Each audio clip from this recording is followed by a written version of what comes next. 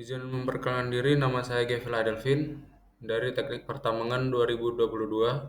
Di sini dengan NIM 0302138222799. Di sini saya akan menjelaskan materi kebijakan tambang, yaitu program pendidikan. Apa itu program pendidikan? Program pendidikan pada pemberdayaan masyarakat di sekitar perusahaan tambang adalah inisiatif yang bertujuan untuk meningkatkan pengetahuan dan keterampilan masyarakat lokal, sehingga mereka dapat berpartisipasi secara aktif dalam pengembangan ekonomi dan sosial. Program ini sering mencakup pelatihan, keterampilan, pendidikan formal, dan kegiatan penyuluhan mengenai praktik pertambangan yang berkelanjutan. Adapun latar belakang dampak operasional tambang, yaitu aktivitas tambang seringkali membawa dampak sosial dan lingkungan bagi masyarakat sekitar, termasuk perubahan ekonomi, hilangnya lahan, dan dampak kesehatan.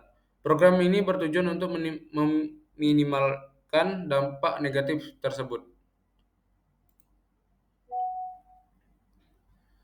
Adapun tujuan program pendidikan ini, yang pertama ada peningkatan keterampilan, meningkatkan kemampuan dan keterampilan masyarakat agar dapat berpartisipasi dalam kegiatan ekonomi yang berkelanjutan.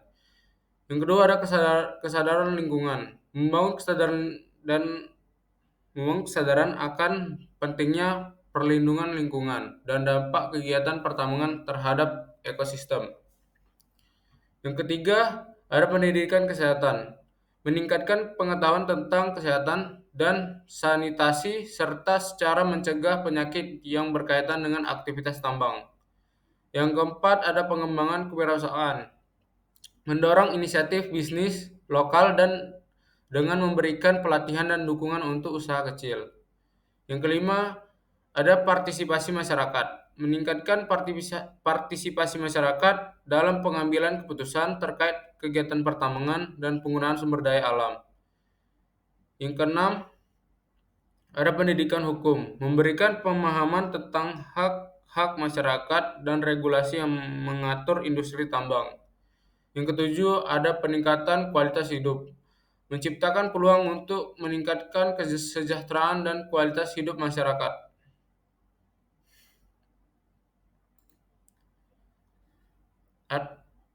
Mengapa program pendidikan dilakukan? Yang pertama, yaitu memenuhi tanggung jawab sosial perusahaan. Yang kedua, mengurangi dampak negatif dan aktivitas pertambangan. Yang ketiga, membangun hubungan positif dengan masyarakat. Yang terakhir, mendukung pembangunan keberlanjutan.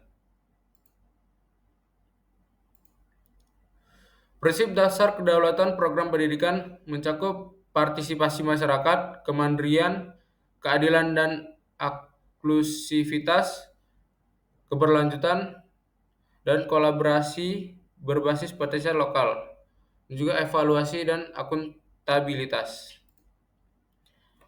Yang pertama ada partisipasi masyarakat.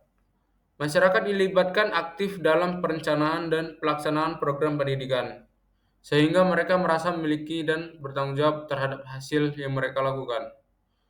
Kemandirian, memberdayakan masyarakat melalui pelatihan dan pengembangan keterampilan agar mereka dapat mandiri secara ekonomi. Keadilan dan inklusivitas, menjamin semua kelompok masyarakat termasuk yang terdampak negatif oleh aktivitas pertambangan mendapatkan manfaat yang setara. Keberlanjutan, program harus memberikan manfaat jangka panjang, tidak hanya untuk saat ini, tapi juga untuk generasi mendatang. Ada juga kemandirian masyarakat. Masyarakat memiliki hak untuk menentukan kebutuhan dan prioritas pendidikan mereka sendiri, tanpa intervensi yang tidak diinginkan. Penghargaan terhadap budaya lokal. Program harus menghormati dan mengintegrasikan nilai-nilai serta tradisi budaya setempat, memastikan relevansi dan penerimaan. Aksesibilitas. Pendidikan harus tersedia bagi semua anggota masyarakat dengan memperhatikan akses yang adil dan merata. Berikut ada 7 aspek program pendidikan yang diprioritaskan oleh pemerintah. Yang pertama yaitu keterampilan kerja. Pelatihan yang keterampilan kerja relevan dengan industri pertambangan dan sektor lain untuk meningkatkan peluang kerja masyarakat. Yang kedua ada kesadaran lingkungan. Pendidikan tentang dampak lingkungan dari kegiatan tambang dan pentingnya keberlanjutan untuk melindungi sumber daya alam. Yang ketiga ada kewirausahaan. Program yang mendorong jiwa kewirausahaan untuk menciptakan usaha lokal dan mengurangi ketergantungan pada perusahaan tambang. Yang keempat yaitu pendidikan kesehatan. Penyuluhan tentang kesehatan dan keselamatan kerja serta isu kesehatan masyarakat yang terkait dengan aktivitas tambang. Yang kelima ada pendidikan keuangan. Pelatihan tentang manajemen keuangan pribadi dan komunitas untuk mendukung pengelolaan sumber daya secara bijak. Yang keenam ada pemberdayaan perempuan. Program yang fokus pada pendidikan dan pelatihan untuk perempuan, meningkatkan partisipasi mereka dalam ekonomi lokal. Yang ketujuh ada penguatan komunitas. Kegiatan mendorong solidaritas dan kerjasama antar anggota masyarakat untuk meningkatkan ketahanan sosial. Adapun regulasi lainnya yaitu dalam Undang-Undang Nomor 4 Tahun 2009 tentang Pertambangan Mineral dan Batu Bara. Dan juga ada peraturan daerah yaitu peraturan daerah atau Perda. Sekian materi yang dapat saya sampaikan.